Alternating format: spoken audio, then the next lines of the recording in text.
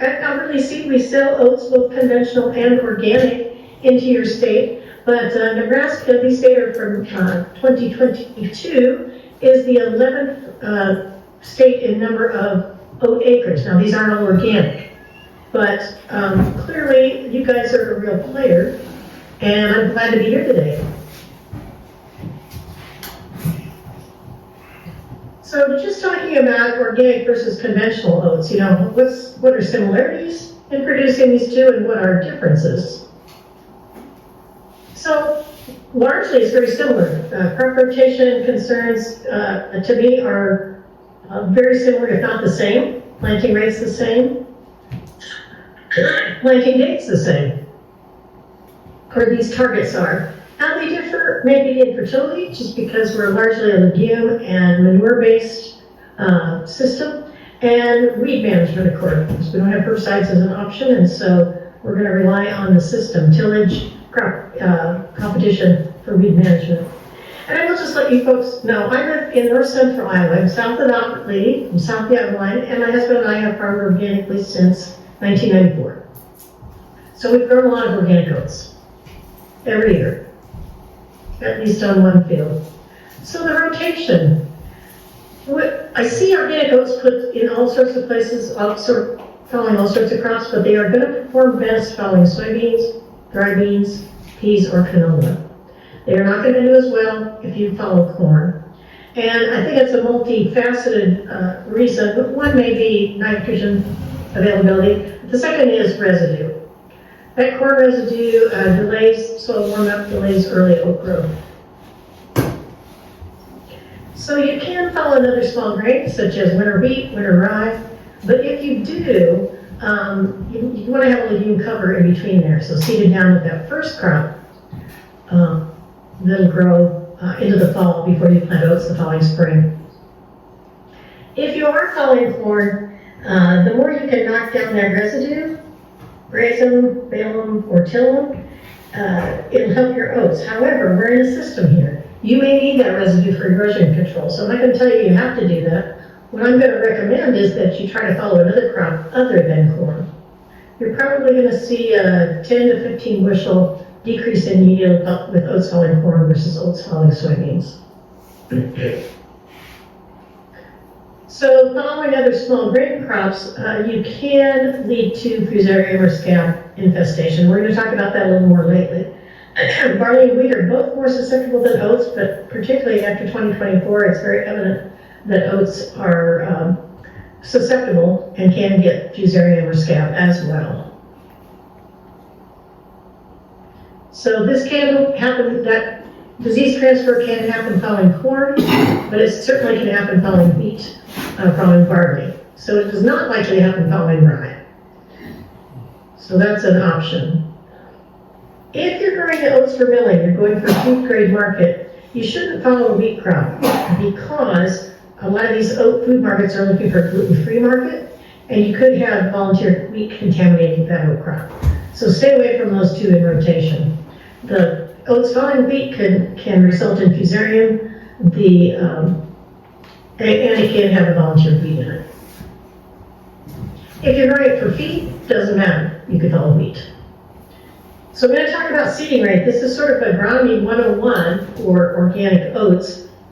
I'm going to talk about seeding rate, final plant stands, and their impact on yields, weed suppression, and test plate. So seeding rate, surprisingly, impacts all of those. So this fancy little formula has come to us from the University of Minnesota. And it's a way to calculate seeding rate to achieve a final plant stand. Now most of us go out there, and I can see your hands. How many of you plant 2.5 bushels of oats per acre? 3? I got a hand there. 4? 3.5 or 4? We're used to planting oats by bushels, right? And some of you probably have not grown oats before. But we're used to growing oats by bushels, but we can do better. So we don't grow corn by bushels per acre by seeding. We don't seed soybeans by bushels per acre, right? We're going by seed count in this modern era. And where oats, wheat, rye are major crops, they do that. In Europe, in Canada, they're going by seed count. What I have to show you here is you want a final desired stand of 1.25 to 1.3 million plants per acre. Again, this comes from data from University of Minnesota. And as you move west in Nebraska, this can be marked down a little bit just because as rainfall drops, but not much, because most of the oat production is done before we get into the hot and high water use period of the growing season. So if you look at this orange title across that graph there, there's an expected loss with oats of about 10 to 15% whenever we plant them. And I'm not sure exactly what this is from. Some of it's from when we drill, we're dropping doubles. And so that, we don't get two plants necessarily out of that. With broadcasting, some of that comes from some of them get too deep once we incorporate, some of them may be a little too shallow. But so in calculating this ultimate seeding rate, use this 10 to 15% that just aren't going to come. We'd be appalled if that were the case with corn, but that is the case with oats and wheat and small grains. Some of that percent, yeah. So the other thing about a seed count, our seed count varies per pounds of oats. So 32 pounds of oats is a bushel, but how many seeds are in that bushel? Whoa, per pound it can vary from 12,000 up to 18,000. And so if you don't know that, you can be way overplanting or way underplanting. Germination percent, you will know. I just put in 95 here, as a marker. But we could consider most of our oats are going to come out to you at 90 to 95%. So if you take those factors into account, in order to get a final stand, this isn't the final drop. You're going to be dropping more seeds than that. But you need to drop, if it's a small seed, you can go down to 87. That's about 3 bushels. But if it's a large seed, you're up to 4 bushels an acre. So your seed company certainly will provide you percent germ. By law, we don't have to provide you the seed count, but we can get that to you if you want that. So what we do see with a lot of organic oats, we're closer to optimizing or maximizing yield when we get up to more like 4 or 4.25 bushels per acre. Now the other thing about that, I've got a photo coming up here, but those tire rates are also more weed preventative. Okay, impact on yield. I've got a fussy slide here to show you, and let me explain it to you. This is a 2-year experiment that was done in central Iowa, near Ames. So each little dot on there, the triangles are from the year 2016, the black dots are from 2015. Each dot or triangle represents a plot yield. Okay, so there's all those data points, data. The line there, the black line that sort of goes up, is the line that indicates the summary of those data points. Now, the line you're seeing there represents the summary of the data points from 2015 with the black dots. So, as plant population, if you look at that across the bottom of the graph, the plant population, increased from 5 to, up to 35,000 plants per foot square.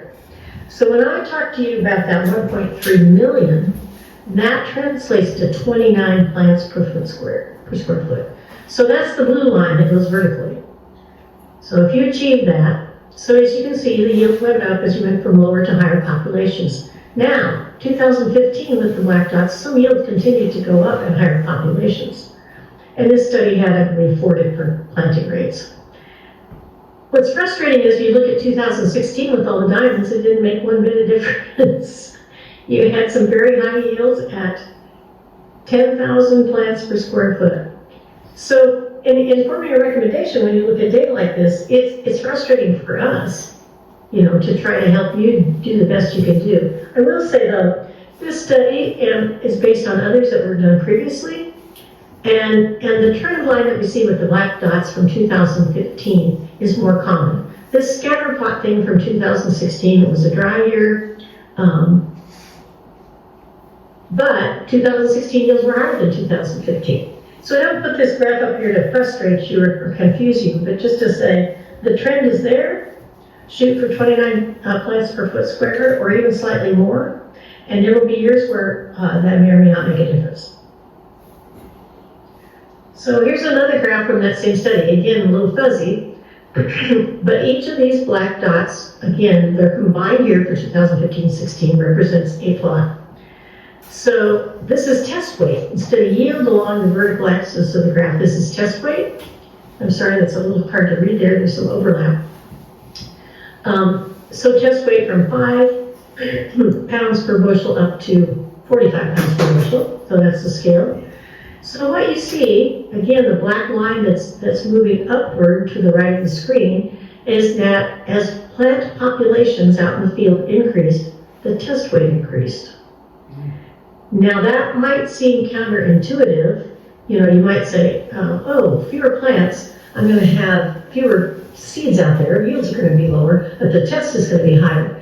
But that actually isn't the case. And this one's counterintuitive for that reason. What we see is the lower plant populations tiller more, and secondary tillers on an oat plant, the heads are somewhat lighter. The seeds are somewhat lighter.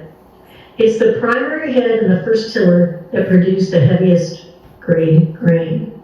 So what we want is we want a lot of plants with the primary stalk and at least one tiller, and that does increase test weight. So again, the blue vertical bar is the 29 plants per foot square population. The red bar, the red dotted line across the graph there is 38-pound test weight. So for food grade, that's what buyers are wanting.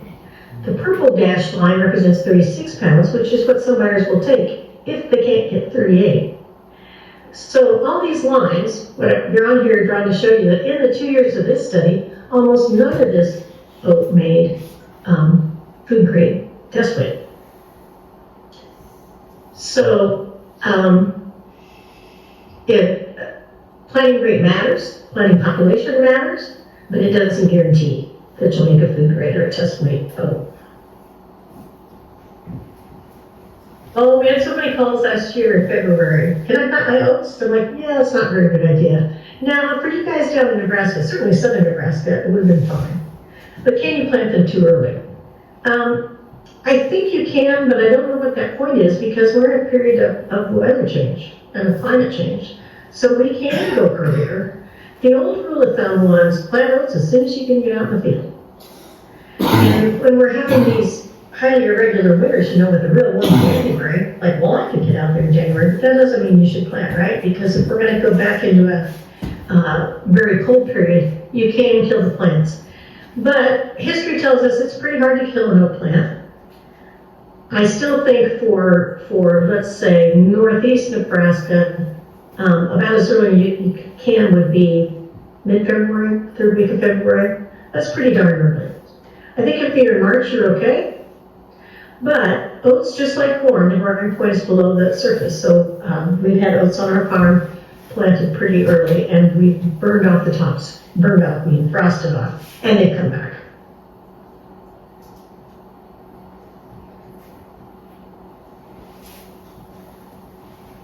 So early planting date, you know, why do we say plant as early as you can? Okay, oats, any of the small grains are drought and heat avoiding crops. In that, they complete their life cycle before the hottest weather comes. They're nice in rotation, in part for that reason. They also open up a window for cover cropping.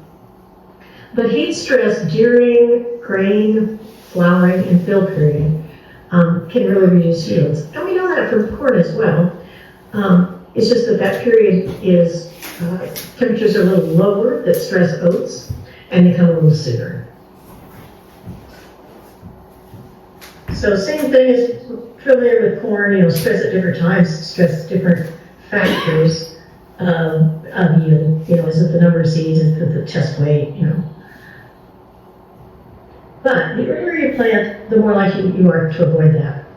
Other strategies, and Ty may touch on this, shorter season oats can help avoid that dry hot period. So early planted, early season oats are your best chance at avoiding this heat stress. So planting date, some of those spatter graphs that I've shown you, this is from the study in central Iowa, but there were 3 planting dates. And you can see here on July 7th, first planting date was, those were turning already, and the 3rd planting date, I think heads are still emerging, but they're certainly still bright blue-green with nothing turning. So let's go to planting date now. Again, we want to avoid the heat stress period. We want to capture as much early sunlight as we can. In this case, planting dates, I showed you there were 3 in that previous picture. And there are 6 dots on this graph. There are 3 for each of 2 years. 3 dates in 2015, 3 dates for 2016. And the red line going down is crop yield by planting date. Okay, so these weren't the earliest planted oats. In part, the early part of the season was wet. It was hard to get into the plant. So the oat yields are not high here, right? They're ranging from just under 100 bushels down to 40 bushels. But the upshot was, when you averaged over these 2 years, 3 planting dates, you were losing about a bushel to a bushel and a quarter per day that planting was delayed. Now, what we really wish we had in this study was a date before March 21st to see if that line would have continued to go up. Typically, I've seen it will, and you can reach well over 100 bushels if you get those oats in early March. And this data kind of supports, Minnesota also tells us it's about a bushel per day delay, where an average looked to be about a bushel and a quarter delay per date delayed planting. So the same thing here, the same planting dates on the bottom of the graph, but this is test weight again. We've gone from yield to test weight, and the red line's going down. So test weight declines with delayed planting. So, there are a couple of reasons. If you get delayed for whatever reason, too wet, whatever reasons you can't get in to plant oats, you're going to take a yield hit, but you're also going to take a hit in test weight. So there is somewhere a point, toward the end of the oat planting season, and it's hard to say exactly when that is, but where it no longer becomes an economical crop.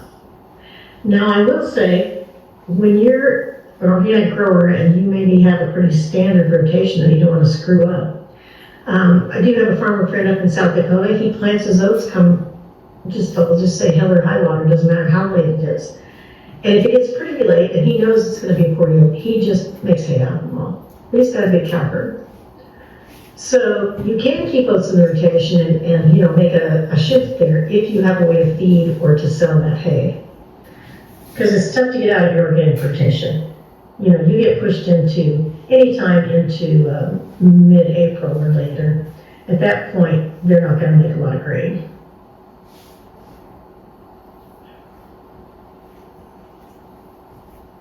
So this is just a demonstration of this early planting.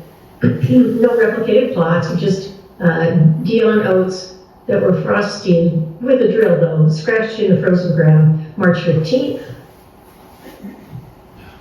And then you see the same thing done 2 weeks later. And so this is on April 15th. So you can see the difference in that growth.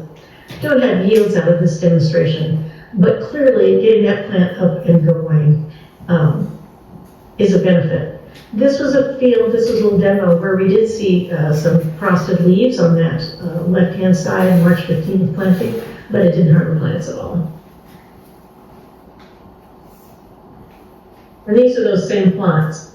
So this goes back to weed control. Some smart farmer told me, person who works for a seed company, they said, organic farmer's best management technique for weed management is seed.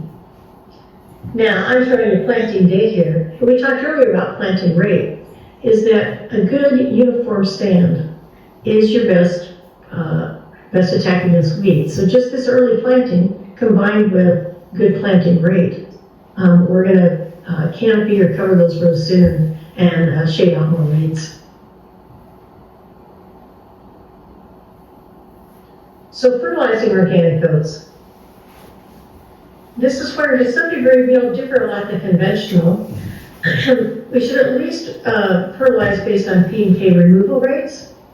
Now, this is going to vary, and Nebraska doesn't have very good recommendations for, let's say, this is if you're in the medium soil test range, right? So if you're in the low soil test or very low, you need to up those rates. Don't forget to adjust if you're removing the straw. So these removal rates are about a third of a pound of P2O5 per pound of grain and about, a half a pound P2O5 per ton of straw. And our oats out here are producing in a range between about 1 and 2 tons per acre. You're going to know once you get it off there. But, usually I would fertilize for 1 to 1.5 tons prior to the crop. K2O, see, this is the big kicker. So K2O is about 6 pounds per pound of grain, but the removal for straw, it's about 50 pounds per ton. And here's where, if anything, we tend to fall short in organic rotations if we're taking out hay or taking out straw. It's kind of hard to replace all that potassium. Now, the good thing in Nebraska, most of your soils, the subsoil soils, are high in potassium. So that's an ace in your hand. But just to replace a ton and a half of straw would be 75 pounds of K2O. Well, we can't put on K2O, right? So how are you going to put it out there? Our manure complements tend to be heavier on phosphorus than potassium based on our crop rotations. And again, depends what you are, but particularly if you're pulling off your straw. But just so you're aware of that, I will just share a personal experience. We did sell straw off our small grains early on, and we quit doing that. We just blow the straw off the back of the combine and leave that 50 to 75 pounds of potassium out there. There's potassium sulfate, dry product that is approved for organics you can use. So it's just up to you, your strategy on how to maintain your fertility levels. So nitrogen, I've got italics on, is fairly straightforward. Oats are a little delicate, right? Corn doesn't lodge if you over fertilize it. Oats do. You need about 0.8 to 0.9 pounds of nitrogen per bushel of yield. Okay, but that's not all in fertilizer, not all in manure, right? We're getting some of that from soil. About sulfur, I feel if you have manure history in your rotation, you likely don't need sulfur. But it doesn't hurt to check a soil test occasionally. So this table, again, kind of another fussy table, but this comes from the University of Minnesota, and they're basing nitrogen on target yield, you see across the top of this graph, and on soil organic matter, you see the second column to the left, and on previous crop. So we know all those factors influence how much nitrogen is out there in the soil, or the first two, and then the yield goal is how much you need. So if we look here, following soybeans, they broke it out by low or medium or high soil organic matter. So we know we're mineralizing some nitrogen out of organic matter every year. And if you're following soybeans, and then you take a look at this, you might need to add 40 to 50 to 60 pounds of nitrogen. And the only way we have to do that is with manure. Now, if you're following soybeans, unless you can get some kind of legume cover established after that soybean crop, and you guys, as you move farther south, you may well be able to do that. So we've got legumes, we've got residual soil nitrate, we've got manure. Now, just to add to this, if you're following corn, as you would guess, those rates go up. I don't know if any of you guys do residual soil nitrate tests. We tend not to use those as we move farther east and we're in higher rainfall areas. But the need goes up, and if you're following red clover or legume, you basically have no need to fertilize oats with nitrogen.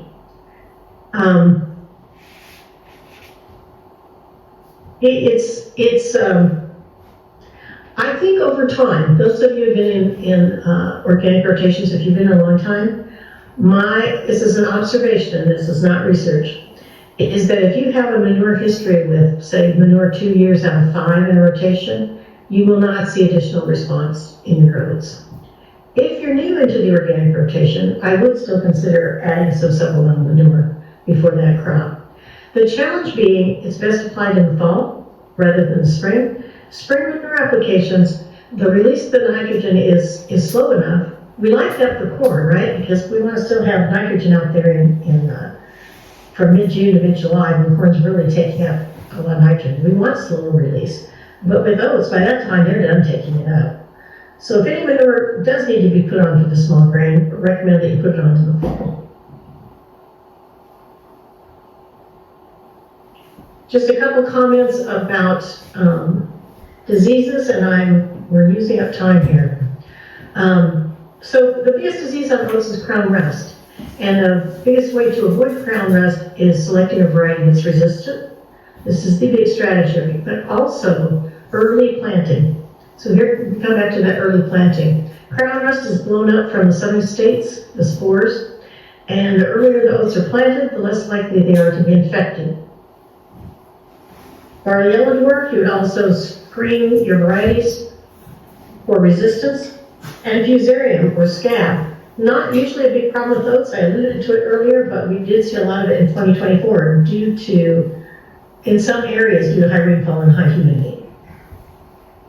There's a Scab Smart. This is to track fusarium as it's moving throughout the U.S. This was really developed to track for wheat, but it works for oats as well. Scabsmart.org. Now, the thing about wheat growers, they're tracking them so they can apply fungicides if need be. We don't have that option anyway, so, tracking it may just become frustrating. I don't know. I'm going to turn this over to Ty and just talk about organic oats that are available for 2025 and just some of their pluses for your system. Ty, go ahead. Hi, my name is Tim Larson from here. So we're going to start with some oat varieties that we have here at OC. First, we're going to start with our earliest oat. That would be Sumo. It's actually a pretty cool oat. It was developed specifically for organic farming, and went through it knows kind of small and organic farms that have good kernel plumpness with it, and surprisingly it does have probably one of the better disease tolerances out there, deal with rust and everything like that. Crown rust. It's probably the best oat for that, even out of the newer ones. And then next is Rains. Rains is probably your best oat for underseeding. So if you're going to be using planting alfalfa and you're going to underseed it and everything, this is probably our go-to with it as well. Very good test weight on that. Good yield. The only knock on this one, it is going to be a shorter oat. Probably it is our first oat.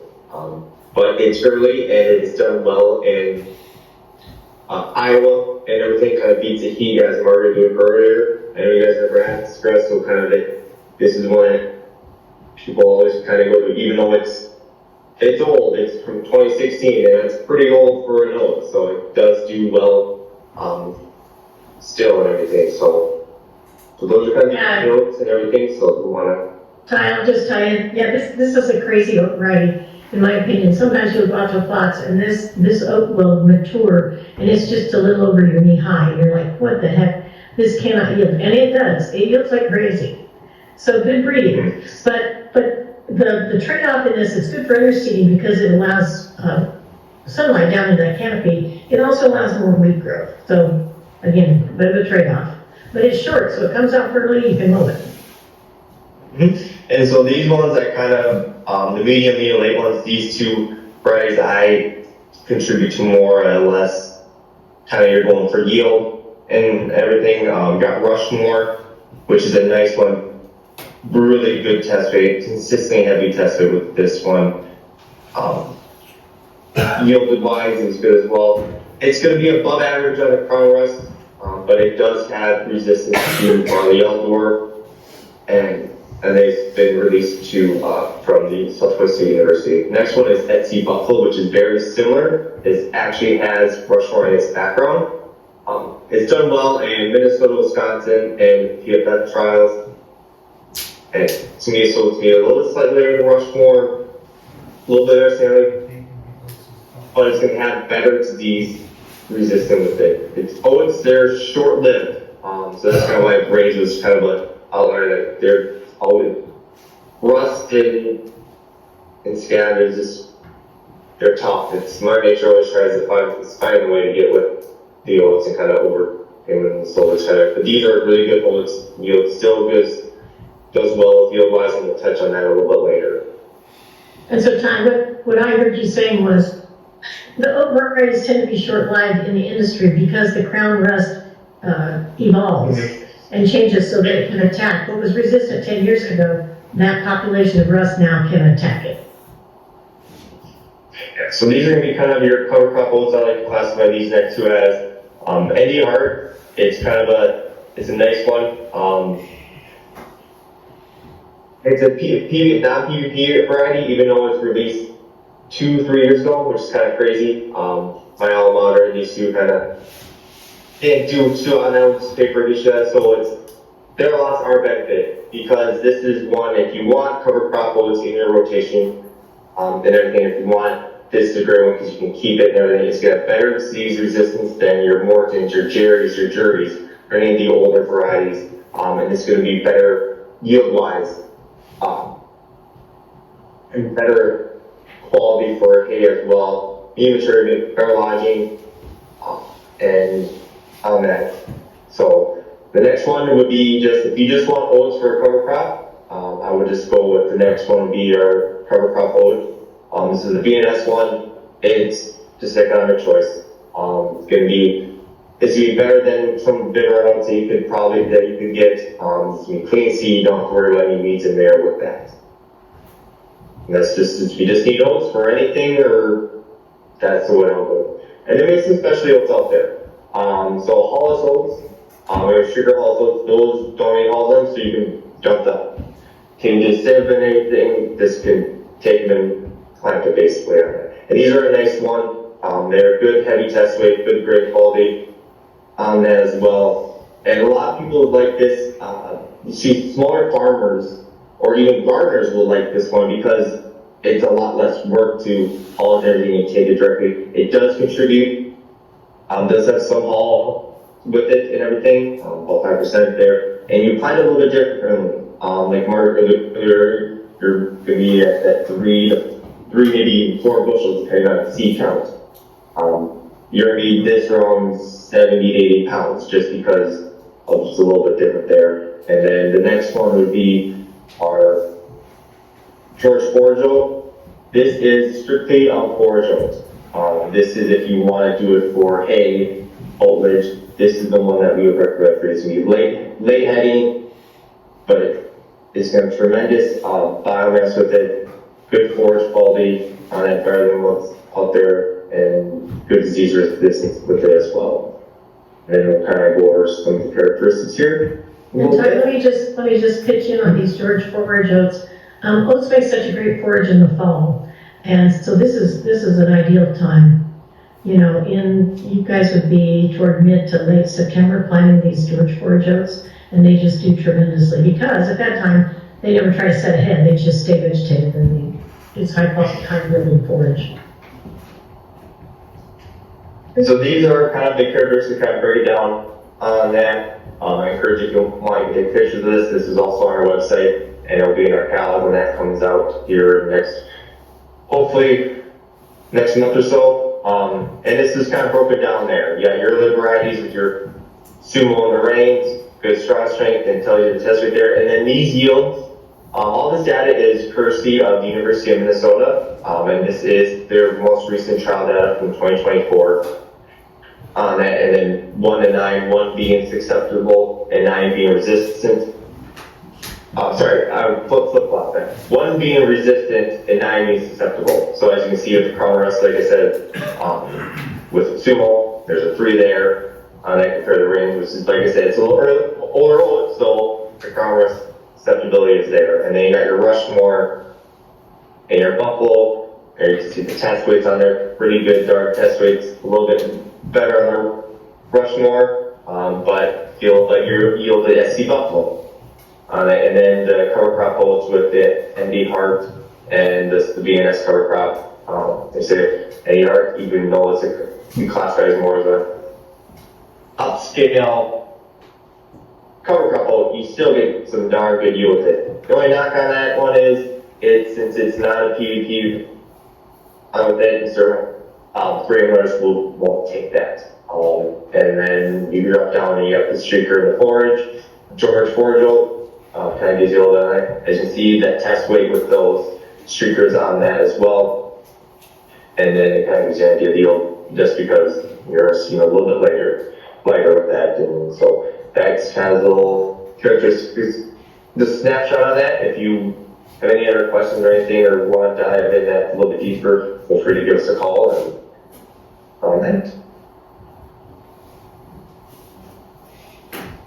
Yeah, there was an article in Nebraska Farmer just last March, just the secret to making oats pay. And this was focused on a conventional farmer in the state and his experience. But I always think organic farmers know this better. He said, if I price oats at $4 conventional, they lose money. But it's not that, it's the value in the rotation, right? You see an advantage from your corn yields, you see an advantage in your soybean yields as you stretch that rotation out. And again, I think organic growers all know that.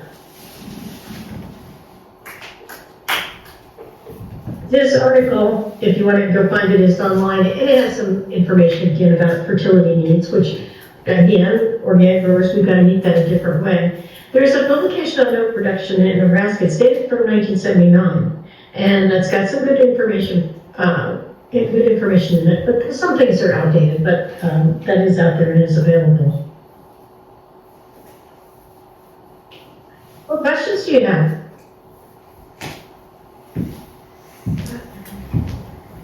Okay, does anybody have any questions?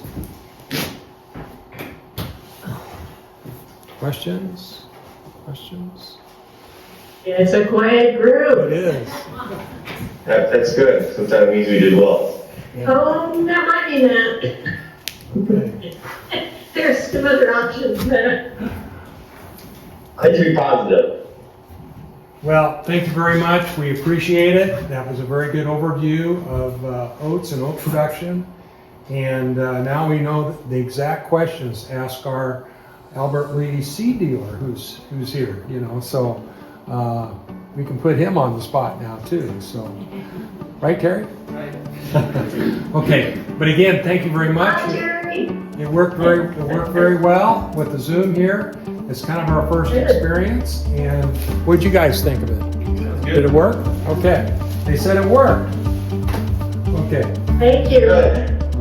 Sorry we couldn't be there with you, but good to join you this way. Okay. Very good. Thank you. Thank you, Rick. Thank you. Funding for this video was provided by the Transition to Organic Partnership Program and produced by Organic Crop Improvement Association, OCIA Nebraska, chapter members.